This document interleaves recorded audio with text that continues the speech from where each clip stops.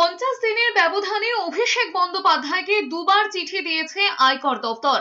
বিষয়টি নিয়ে বুধবার সাতগাছিয়ার সভা থেকে ক্ষোভ উগরে দিয়েছিলেন ডায়মন্ড হারবারের সাংসদ তথা তৃণমূলের সাধারণ সম্পাদক অভিষেক বন্দ্যোপাধ্যায়। তার অভিযোগ, নিজের সংসদীয় এলাকায় ৭৬,০০০ প্রবীণ নাগরিককে অর্থ সাহায্য করেছেন তিনি। এই শ্রদ্ধার্থে বিজেপি বাধা দিতে চায়, তাই তার কাছে আয়কর দপ্তরের দুটো চিঠি এসেছে।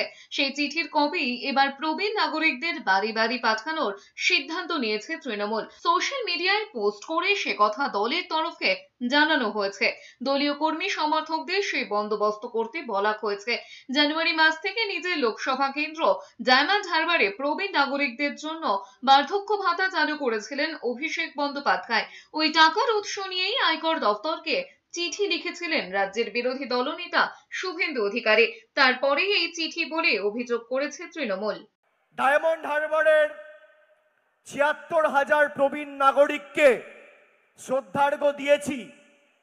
বিজেপি থেকে ইনকাম ট্যাক্স থেকে চিঠি পাঠানো হয়েছে যে কেন দেওয়া হয়েছে, যাতে এই শ্রদ্ধার্ঘ্য এবং বার্ধক্য ভাতা আপনাদের বন্ধ হয়ে যায়। এই হচ্ছে বিজেপির আসল চেহারা।